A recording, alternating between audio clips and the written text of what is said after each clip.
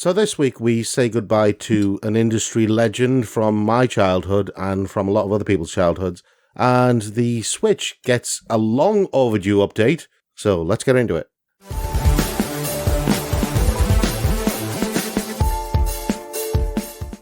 Hi, I'm Prob. And I am Rob.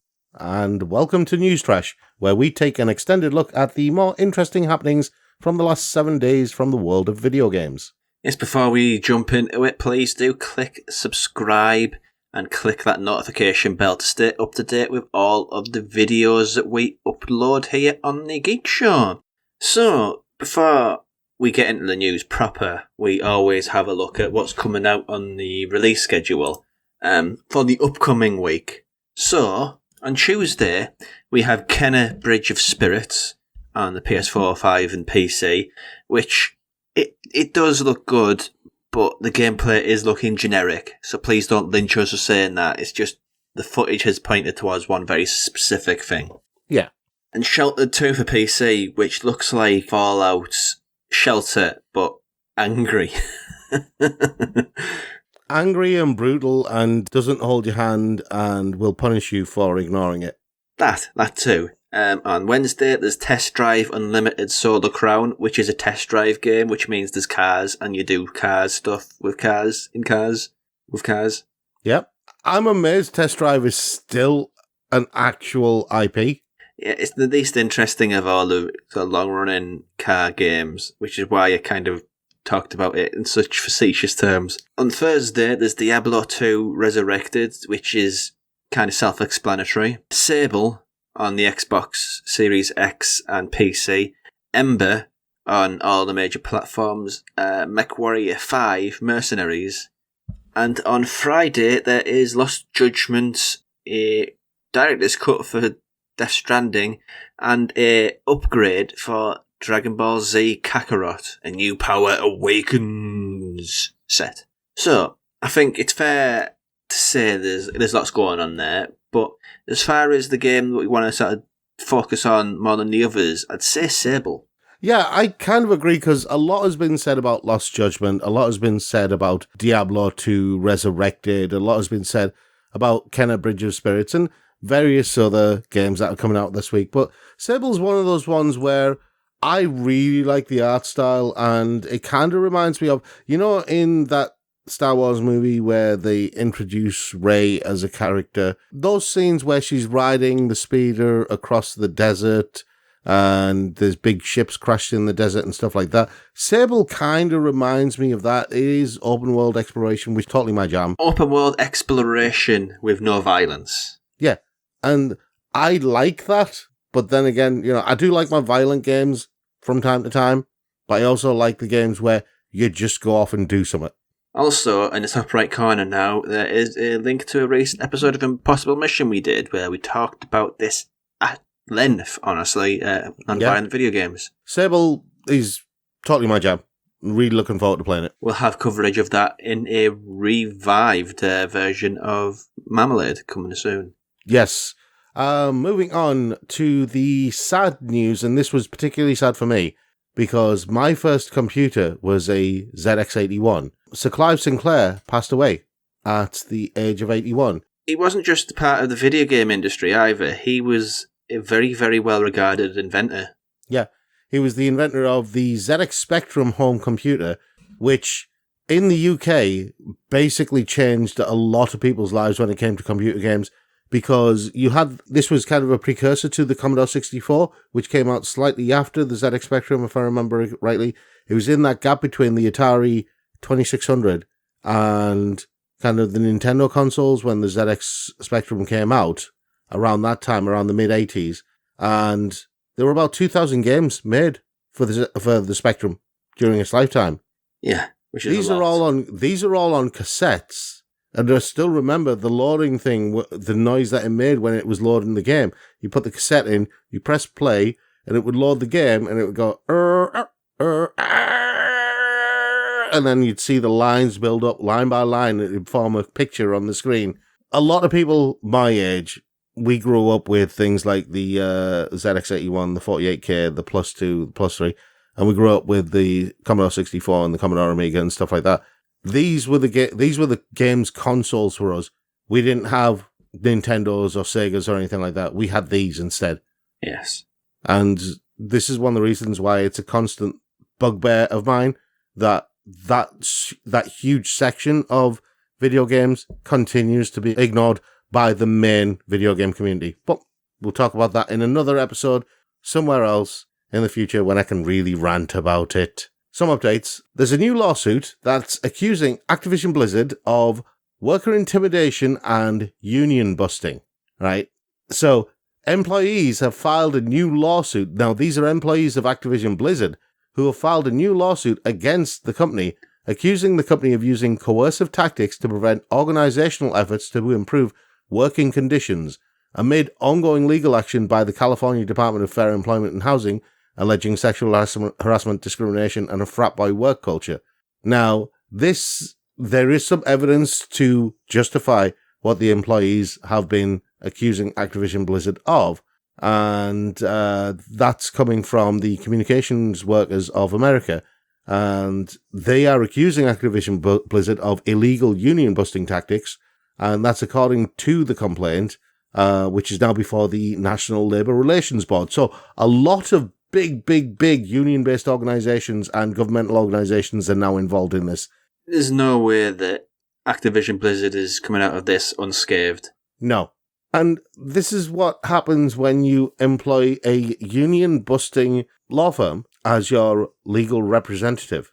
They will use coercive tactics and whatever tactics they need to keep the employees silent. But now we live in an age of social media, so employees won't remain silent. In years to come, this is going to be a case study of how badly a company managed its downfall. Yeah. And all the wrong decisions it made. This is going to be an example of how people learn of not what to do in the future. Yeah. And for a company with a history as long as Activision and Blizzard, that's very sad. Do you know the interesting thing? You know that Paradox Interactive had the study of their employees, and there was like 44% who said, or 50% had said that they'd face some kind of discrimination or harassment or something like that. The CEO of Paradox has basically come forward in an interview and basically said, right, I admit some of these things happened under my watch. One of these things was leveled at me. I've apologized for that. I am getting treatment and education about that, and I apologize unreservedly. I'm not going to be involved in any of these investigations. External people and HR will be doing all of these investigations.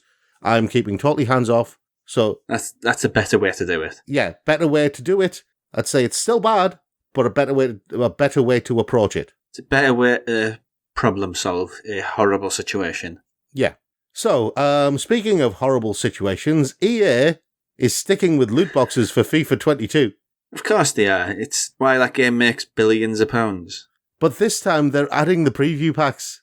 Is it a loot box then, if you can see what's in the loot box? Well, you have to wait a day before they get refreshed anyway, so... Yeah, but is it? No. It's kind of really confused. Put one thing to aside. I think this is the last FIFA where FIFA and EA, the team who make FIFA, I don't know what they're called, they should call them Team FIFA for reference's sake. I think this is going to be the iteration where they're basically getting all this out of the system because the football game market has basically changed. Yeah. You've got eFootball 2022, which is not doing things particularly well, but it is going free to play, and that UFL game, which is free to play too. So, if these things are successful, which I think there will be, it's going to make EA look very, very old-fashioned and out of date. So, I think this is the last FIFA where they're going to be pulling their weird tricks. Their manipulative, callous, money-hungry tricks. Yeah. And the fact that this is the strategy that they're doing is kind of a weird message from EA. Yeah. A lot of people aren't too sure what they're playing at, and we are all curious to see what new trick they're going to come up with, because, hell, surprise mechanics was something that caught everyone off guard. Yeah, they'll never live that down. Or the woman who said it in that hearing will never live it down. A new survey from ADL Newzoo, which covered more than 2,200 US gamers up to the age of 45 who play online multiplayer games, found that there is growing anti-women, anti-black and anti-Asian harassment in online games, with 60% of teens saying that they were harassed while playing. It's a thing that I'm not sure how to take these numbers, because 60% of teens are saying that they've been harassed while online, which is bad. Yes. But it's also a study that only covers the US, and I would be curious to see the same study applied to other countries. Well, didn't you know, Rob, the US is the centre of the universe? Yeah. Kidding aside, this is kind of an open secret, isn't it? Yeah. And we know that anti-women prejudice exists within video games, and we know it exists within quite a lot of online games. The anti-black, anti-Asian thing, the anti-Asian thing is a more recent thing, I think, because of things like the pandemic and that. But the anti-black thing has been there for a long time. Now, the anti-Asian, I mean, I think reports like this kind of wash Asia into one thing, when Asia is an absolutely monstrously big continent. Yeah. You're going from the Indian subcontinent all the way to Japan, and part of Russia, it counts as Asia as well. It's a massive country. No, all of Russia counts as Asia. Does it really? All of it? All of Russia. Asia is the biggest continent in the world. Yeah. I wasn't sure whether... I knew some of Russia, I wasn't sure all of it, but my point is, we're talking like a huge number of people from a huge variation of backgrounds and people, and just to say Asian is very, very reductive, because, let's be honest, Asian discrimination, I mean, I don't need to tell you this, but it's been going on a long time. Yeah, I mean, it's been going on for thousands of years. Well, games aren't that old, Rob, but, you know. The discrimination is. Getting back to the story, though, that's a lot of discrimination for a lot of people. Yeah, and it's growing, I would say. I wouldn't say it's diminishing, I'd say it's growing, and companies can try and combat it as much as they can. You know, there's only so much companies can do by themselves. It has to come from the fans as well. Something that has been annoying Nintendo fans for, 4 years now. Your Nintendo Switch can now be paired with Bluetooth audio devices. Yeah, the theory is... Without using an external dongle. Yeah, the theory is the Switch always had it. Yeah. But Nintendo didn't want to activate it because they were very, very wary of audio lag that you get with Bluetooth. Yeah. So, why now? I think it's worse that it's happening now. If it never happened, it'd have been annoying. But the fact that they've waited this long and then did it, it's worse. See, here's the thing. From what I have seen of this, apparently the audio lag is nowhere near as bad as Nintendo were trying to make out. In fact, it very much depends on what game you're playing and how heavy it is on system resources. That would denote the amount of lag that you're going to suffer. But a lot of people play smaller platform games, that sort of thing, that'll play very, very light games or light on system resources games. So they experience very little lag. And people who've used, the external Bluetooth dongle that you plug into the bottom of the Switch, people who've used that have experienced virtually no lag. Yeah, and this is just a weird, confused message that Nintendo have been sending. Yeah. I don't know how much they're as a company, they make some of the best games in the world. But at the same time, I just don't know how much to value the customers. It's kind of a weird message, isn't it, that I'm trying to say there? Well, no, because what you're basically describing is Activision, Blizzard, EA, all those companies. It's every single one of them. Though. It's a different interpretation of that, though. Not really. I mean, you could frame it like that, but I think they're exactly the same. I think it's just a matter of where you're standing in terms of your perspective. I would look at Nintendo as exactly the same as Activision, Blizzard, and EA, and all these other big software publishers, in terms of they want to please the fans and sell their games to the fans because pleased fans buy games, but they are a company and they are corporate and they are also a money-making machine, and money is everything. Everything is all about that profitable dollar. Or yen, in the case of Nintendo.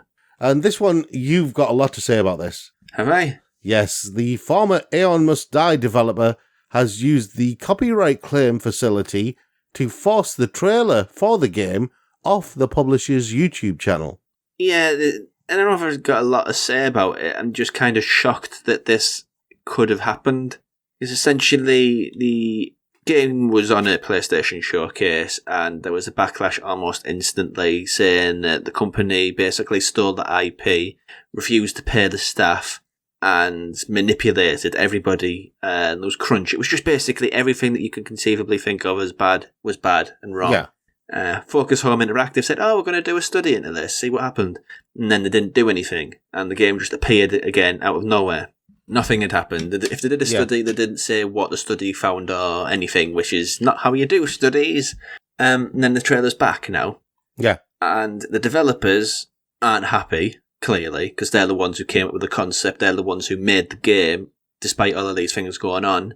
And the fact that the developers of the game have leveled this copyright strike, effectively, copyright claim, on the publisher is a hugely problematic thing. Yeah. I don't mean problematic in the way that a lot of people mean problematic. It's problematic of the way that this whole situation has gone down. This is really, really bad. Yeah, it is. And it reflects hugely badly on the company who's publishing it. The development company. I can't remember the name of the... Focus Home. No, they're the ones who are publishing it. But them too. It makes Focus Home look really, really bad, because there's been this running stream of bad stories. Like certain games where they just get tripped badly under the banner of... there's like that Frogware, I think was the story a little while ago. They didn't get tripped particularly well. Yeah. The developers for Aeon Must Die were called Limestone Games, but now they're... working on a game called Immortal, which is part of a new studio called miHoYo Games. But they basically went on to Twitter to say, "We, the former developers of Aeon Must Die, are confused and baffled by the announcement of Aeon Must Die. No legal matters pertaining to the situation were solved, and even more arose in the aftermath. The IP issues are not solved, the trademark for the product does not exist, no publisher investigation was conducted, work for the trailer remains unpaid, most of the animation in the game remain unpaid. Multiple legal attempts at real compromise have yielded nothing for the last year." Yeah, this game isn't going to be released. No, it's going to be stuck in development hell. Except it's not going to get developed, though, that's the thing. Yeah. It's just going to exist as a trailer. I think that's about as far as it's going to get. Yeah. And that's about as far as it should get, given all the things that have went down. Yeah, I agree. Moving on to Hideki Kamiya. He is the creator of Devil May Cry and Bayonetta, and he basically had an interview with Video Game Chronicle in which he argued that companies need to do more to ensure that their classic games are readily available to players in order to preserve game culture. And I agree with him. I agree totally with him. I don't know if I'd word it like that, but I entirely agree. I think effectively every other medium you can have access to whatever, because all of this stuff is released. I could watch, let's say, for example, a classic silent movie. I could watch that because it's getting reissued on new formats. But the thing is, put on streaming sites and services. Yeah. The only reason you might not be able to watch a particular silent film or a particular film from, say, the 1930s and early 1940s is because of the wars. Yeah. That and film preservation has had problematic eras. Yeah. But those are valid reasons. Those are reasons that, nobody thought about preservation or anything like that. Nobody had any forethought. But preservation is a big thing and has been a big thing for years now. And a lot of these publishers, you and I were basically talking about this, about some of the games publishers that were around when we were kids. Ocean, for example, US Gold, for example. I was surprised to find that Ocean were bought by Infogrames, and now all of their IP and everything like that is now owned by Bandai Namco. Yeah, I can guarantee none of them will come out. Even better, US Gold, they're now owned by Square Enix. Really? Yeah, by convoluted methods, they're now owned by Square Enix because they got bought by Eidos, Core, and then Eidos, and then Square Enix. Do you see how it goes?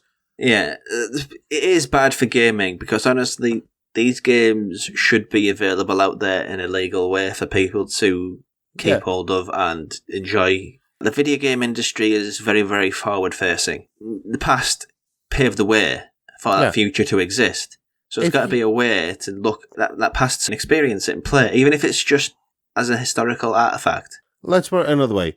If you don't know where you've come from, you don't know where you are, and you don't know where you're going. And again, this is one of the reasons why the whole thing with the ZX Spectrum and the Commodore 64 and stuff like that is a bugbear. It's part of that video game's history that gets forgotten. Anyway, moving on to the creator of Sonic and the failed Balan Wonderland, Yuki Naja. He is now teaching himself how to program his own smartphone game. That's how bad his success was with Balan Wonderland. Well, his lack of success. Well, yes, that is better wording for it, yeah. Yeah, Balan Wonderland failed hard. The thing is, he's 55 years old. He said that on Twitter that he may retire, but he is teaching himself how to make mobile phone games, and he's thanked people for his 4 birthday messages that they sent to him, and he's making a simple game for smartphones with Unity. And I, for one, I'm glad that he hasn't simply put things down and is going to go and retire into obscurity, because at the end of the day, he's created one of the most iconic video game characters of all time. And regardless of what failures he had with Balan Wonderland, there is still a lot of creativity in the fella. I'm curious to see what he does with a new platform. Maybe his ideas are more suited to mobile games. As much as console gamers and PC gamers would like to think, the actual biggest video game market in the world is for mobile phones. Yeah. Without a shadow of doubt, Well, it is mobiles. The biggest game in the world is on like multi-platform, mainly mobile. Not Fortnite, just before you think it is. It's not Fortnite. And it's not League of Legends, and it's not Final Fantasy, and it's not World of Warcraft, and it's not any of those. It's a game that a lot of people in the West will never have heard of. It is a MOBA, and surprisingly, it plays really, really well, and looks really good on mobile devices. It's available in China, and possibly in Korea. It's called Honor of Kings. Yes. 100 million players. Active. Yeah, so he's not going to make stupid little games on a market which isn't there or doesn't exist. Well, considering the mobile market in Japan is massive and the mobile market in Korea and China is massive, he's playing in a much bigger market. Yeah, yes he is. Yeah. So I hope he finds success there, because he deserves it. He is one of the icons of the video game industry. Yep. Anyway, moving on to stuff that is video games, but isn't video games, but is video games still. Anthony Mackie has been picked to star in the live-action Twisted Metal TV show. Playing John Doe, I think is the name of his character. Yep. I'm curious how this is going to be a serialized TV episode thing. How they find a story in Twisted Metal, to be honest. Well, John Doe is a man who is searching for community. And if he's searching for community, I will say that you can buy the DVD box set from Amazon at the reasonable price. I think it's about 40 quid, so yeah. Sorry, I couldn't resist. Yeah, I love Community. But I'm interested in this because having an actor the size of profile of Anthony Mackie in your adaptation of a video game thing, it shows how much they're pushing for here. Right, do you remember how Twisted Metal was? Yeah, basically, it's an exploitation thing with cars in which you shoot other cars and lots of fires and, yeah, it's kind grime and dirty. It's kind of a toned-down version of Carmageddon with a bit more creativity on what weapons you have and what vehicles you have. Yeah. The ice cream truck with the surface-to-air missiles on top, that's one of the iconic ones, isn't it? Yes, it is. So I'm curious as to how they're going to do it. And what was the clown called? I've forgotten what the name of the clown was. That's not important. But yeah, the clown was the icon of Twisted Metal. But yeah, anyway, Sony aren't the only ones who are making a live-action TV show based on a game about cars and driving, because Ubisoft are also joining in the fun in an effort to distract people from, whatever they're working on. They have announced a driver live-action TV show. Was it? Yeah, it was Ubisoft, wasn't it? That's got an even less of a story than Twisted Metal. So hey, you're a driver, maybe in San Francisco, maybe somewhere else. You gotta go and do some crimes. Oh no, the police is after you. Run away! No, it was definitely in San Francisco for the very first driver game on the PlayStation 1. I know this because I played that game to death, and one of the best things was going down the alley with the boxes and the cones flying over your car and skidding out the alley and then just doing the jumps all the way down the hill. Yeah, this was basically an homage to 1960s and 1970s car chase movies. Yeah. Without any of the story or any of the characters, it was just the car chases. It was every car chase from the Dukes of Hazzard and Starsky and Hutch and Knight Rider and all those other car car-based TV shows. It was every single car chase from those in one game, and I loved every minute of those first 2 games. That being said, I have expectations for this because they earlier this year released a horror movie called Werewolves Within.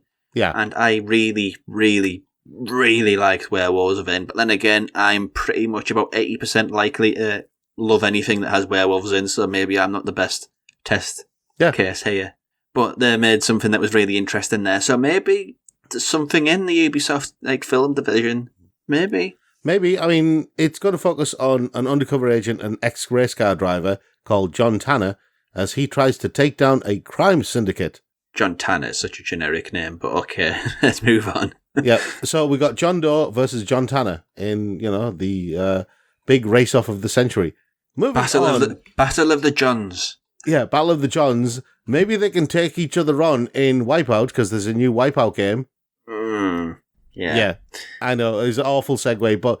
No, I wasn't groaning at the segue, I was groaning at the game. Yeah, I mean, the trailer doesn't really sell it, and new game is called Wipeout Rush, and it's developed by Rogue Games, which is a studio set up by former IGN journalist and co-founder Matt Casamassina, I'm assuming his name is, and he has gone on to say, if I want that visceral, immersive, intense racing experience, I'll find it waiting on PlayStation, but at the same time, we're delighted that we could rethink Wipeout for mobile with some fun new play mechanics and gorgeous visuals. And I am concerned about that particular statement. Basically, what he's saying is, if you want the best version of Wipeout, it's not what I'm making. Go and play it somewhere else. Exactly. Because what he's making is basically a story-driven, cel-shaded version of Wipeout in which you don't drive the spaceships, you manage them. This is not the game which any Wipeout fan would want to play, ever. No, it's not. Yeah, the trailer has been bombing on YouTube. It's been doing really badly. Admittedly, not GTA 5 bad, but again, that's no. It's a new metric for bad, that. Yeah, it's not GTA 5 bad, but it has been doing bad. Speaking of which, there's another trailer that's been doing bad, which is the trailer for Sega's new mobile RPG, which is getting 4 times as many dislikes as it is likes. Yeah, I don't know what the title of this is because I don't speak the Japaneses. But yeah, they made the announcement, Atlus and Sega said, oh, we've got a big announcement for a new RPG. And the internet went, Atlus? Sega? RPG? Obviously that means Persona. But no, the thing here is going back to what we were saying earlier. The West underestimates how big the mobile game market is in Japan. Yeah. And this is a big announcement for Japan. Well, not only that, I mean, the West has a very distorted view of mobile games in the East as well.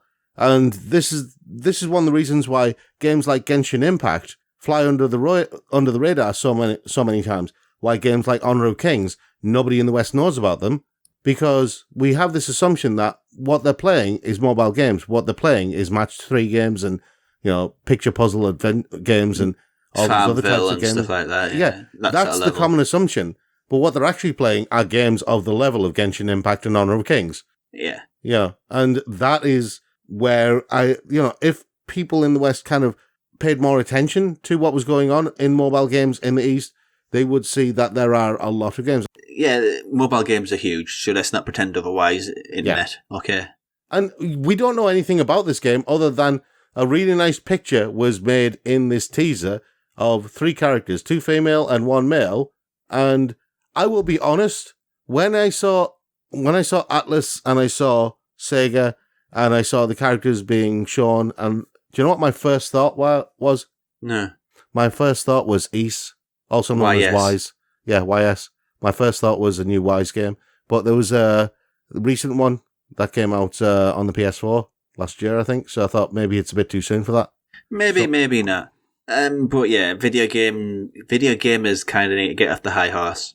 Yeah, they're so highly strung.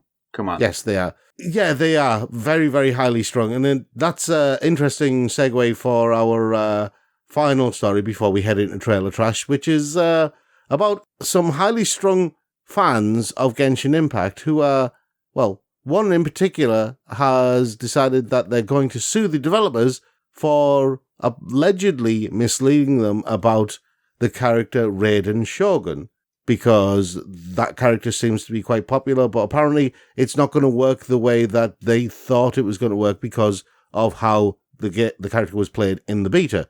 The beta is just a test. Yeah, they're going to make changes based on the information they get from the beta. So yes, it's not going to work the way that you think. They might keep a lot of the same mechanics that you use, but they might change fundamental things. You don't know. So highly strung. So highly strung. I mean, it's crazy, isn't it? Yeah. Man, anyway, let's move to trailer trash. Yeah. To end the show. And it is Sherlock Holmes Chapter 1. Yes, and I'm amazed at this trailer. I will be honest, I've watched this a couple of times now, and there's something about this trailer that I really, really like, and part of it is, I think, kind of the decadence of it, but part of it, I think, is also the fact that Sherlock as a character seems to be quite young in it. Well, I really like, I don't know the name of the studio, but with every new Sherlock Holmes game, they have really, really stepped it up. The first one was kind of crude, but it had a good intent behind it. The second one is genuinely completely overlooked and underrated. Was that the Crimes and Punishment one? Crimes and Punishment one was the first. I can't remember. To Devil something. I can't remember the name of the second one. Oh, was it The Devil's Daughter or something like that? Yeah. I was going to say To the Devil a Daughter, but that's like a Hammer horror movie, and that's getting things confused. It was Frogwares is the developer. Yeah. And the third one, I think this is the third one anyway. It might have been one that I've overlooked there, but this one looks like, again, it's stepping that bar up completely. Yeah. I mean, it's heavy on the investigation, it looks like, which is exactly what you want from a Sherlock Holmes game. Yeah, I'm stupid though, so I need someone to hold my hand. That's what Dr. Watson is for. Yeah, that's true. He used to make the problems go away and to shoot all the bad men. See, that's the fun thing. You know, the Jude Law, Robert Downey Jr. movies of Sherlock Holmes? It was one of the things that they actually got kind of right about their characters, was that Sherlock was the brains and Dr. Watson was the brawn. And that's why the two of them worked well together, was because where Sherlock could get himself into all these situations because he was too smart for his own good, Dr. Watson had come in with a gun and a fist and go, right, problem solved. Yeah. So looking forward to that. That's our trailer of the week, and it's all we have time for on this episode of News Trash. Please do subscribe, click that notification bell to keep up to date with all the things that we do in the future. Comment below with your thoughts on any of the stories that we covered. And we also have a Patreon if you really liked what we do in any of our videos.